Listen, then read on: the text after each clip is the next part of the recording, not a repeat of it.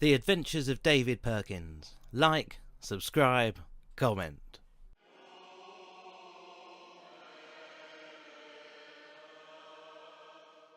Hello and welcome to the Adventures of David Perkins. This time I'm following the last days of Yeshua around Jerusalem. In a little under 20 years, Yeshua had accumulated quite the following, and one day his disciples asked him how they should pray. And here in this cave, Yeshua instructed his disciples in how to do so. Yeshua's teachings had been seen as illegal and heretical by the local governments, and for the most part, Yeshua had spent his time avoiding arrest and detention. The local authorities, having so far failed to capture Yeshua, eventually resorted to bribing one of his followers. On Monday the 3rd of Nisan, in the year 30 of the Common Era, agents of the city's high priest, Joseph bar Caiaphas, were successful in persuading one of Yeshua's disciples, Yehuda Iscariot, into giving Yeshua away. The agreed sign would be the man whomsoever Iscariot kissed on the cheek. The next evening, Tuesday the 4th of Nisan, Yeshua and his disciples came here and had what would be their last meal together. Yeshua told his followers that he would soon be executed and that one of the disciples would formally deny him to the authorities before the cock crows. That man would be Shimon bar Yonah. After dinner, the group walked about 3 kilometers down the hill to the east into the Kidron Valley and spent the night at the foot of the Mount of Olives in the Garden of Gethsemane. Gethsemane means oil press, which is what one expects to find on a hill dedicated to growing olive trees. A bit after 9 p.m, before disbanding the group, Yeshua gave his disciples one last commandment, that they should love one another. The disciples then said their goodbyes to Yeshua and went their separate ways, with the exception of Shimon bar Yonah, Yohan ben Zavdi, and Jacob, who were tasked with keeping watch while Yeshua prayed. Meanwhile, Yehuda Iscariot went back up the hill into Jerusalem to inform the authorities of Yeshua's location. Shortly after midnight, now Wednesday the 5th of Nisan, Yehuda Iscariot returned to the Gethsemane with officers of the city watch and some of High Priest Caiaphas' agents. Shimon, Yohanan, and Jacob had unfortunately fallen asleep, which allowed the arresting group to take up position without being noticed. After a brief conversation on the pretense of saying another final goodbye, Iscariot kissed Yeshua mafia style and the agents knew they had their man. Wasting no time, Yeshua was taken to the former high priest Hanan ben Seth. At about 1:30, maybe 2 in the morning, the interrogation began. Hanan's main questioning was whether Yeshua believed himself to be the son of the God. Yeshua stated that he was, and this was all that Hanan needed to charge Yeshua with blasphemy.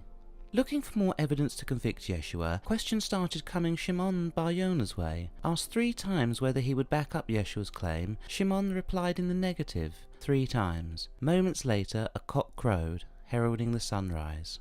Jewish law at that time required 2 trials, so shortly after 5 a.m. a Sanhedrin was convened, with High Priest Caiaphas taking the lead. The proceedings were swift and the evidence compelling. Yeshua reaffirmed his kinship to the God, and he again was judged to have committed blasphemy. Since the Sanhedrin didn't formally decide the sentence, Yeshua was bound and sent to Pontius Pilatus, the Roman prefect of Judea. By 7 a.m, Yeshua was being interviewed by Pilatus, but without more substantial evidence, Pilatus was unlikely to pass a death sentence for blasphemy, so Caiaphas changed the charge to sedition and therefore treason against Rome. However, during Pilatus' questioning of Yeshua, it came to light that Yeshua was from the Governorate of Galilee, and therefore must be judged by the Tetrarch of Galilee, at that time the son of Herodas the Great, Herodas Antipater. Antipater briefly questioned Yeshua, but receiving no reasonable evidence of treason, sent Yeshua back to Pilatus. By 8 a.m, Pilatus informed Caiaphas that neither he nor Antipater found Yeshua guilty of the charges, and recommended Yeshua to be released from custody. However, High Priest Caiaphas, being the most senior Jew in Jerusalem, had the council and public on his side, and pressured Pilatus into passing a death sentence on Yeshua. This is the site where Pilatus informed the crowd of Yeshua's execution. A high holy day was to begin at sunset, and the law dictated that any executions needed to be completed before sundown, so there was no time to lose. By 10 a.m. on this spot, Yeshua was flogged, dressed in a fine robe, and had a crown of thorns embedded into his scalp. Only then was he issued with his cross. Then, together with 2 other prisoners who were to be executed for theft, the procession began. Around 100 meters into the journey, Yeshua fell for the first time. As he was hauled back to his feet, he saw his mother Mariam in the crowd. At 150 meters in, the battered Yeshua was struggling to keep up the pace desired by the Roman soldiers. As time was pressing for the execution, the soldiers ordered a man from the crowd, a Syrian named Simon, to carry the cross for Yeshua. Simon was from what is now eastern Libya and was in town for the High Holy Day.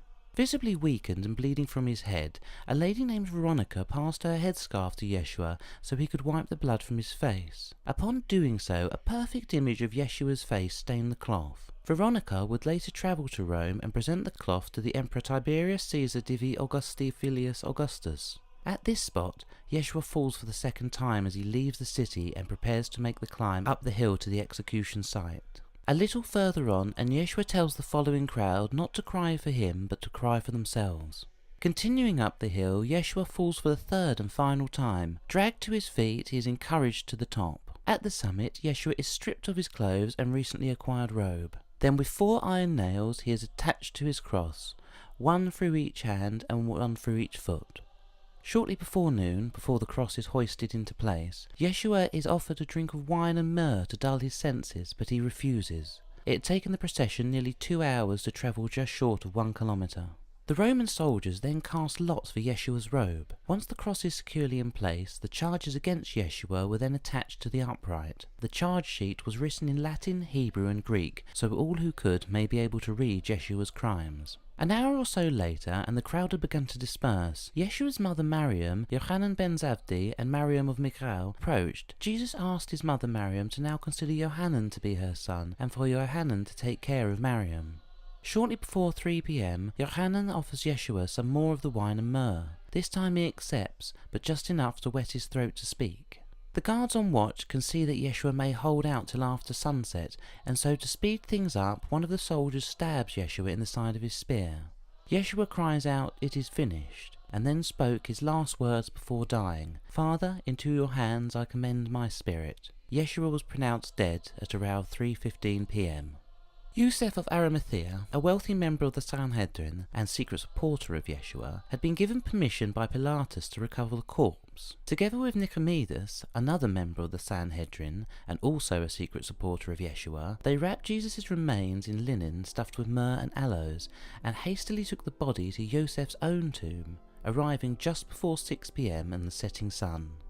With the sun now set, the High Holy Day, the first day of unleavened bread, began. High priest Caiaphas got word of what had happened to Jesus' corpse and goes to see Pilatus, certain that Yeshua's followers would steal the body and make claims that Yeshua had risen from the dead. He then requests that soldiers be placed outside the tomb. Pilatus has had enough of this for one day and tells Caiaphas to send his own men to watch the tomb. Caiaphas gladly accepts and has his agents secure the tomb and keep watch. By sunset on Friday, Pilatus has conceded to send some soldiers to watch over the tomb, as Caiaphas's men must leave to observe the Sabbath, Saturday, 8th of Nisan, and 72 hours have passed since Yeshua died. But inside the dark, sealed tomb, the corpse of Yeshua stirs and then sits up. The next morning, Mariam of Migdal arrives at the tomb with the intention of further preparing Yeshua's corpse, but on arrival she is met by an angel sitting on top of the now open entrance who tells her to take a look inside. Inside, a young man dressed in a white robe, sitting where Yeshua's body had been. The man asks that Mariam go immediately and inform the disciples that Yeshua has risen. Shimon bar Yonah and Yochanan ben Zavdi are the first to arrive, but find the tomb empty apart from 2 neatly folded linen shrouds, one that had been covering his body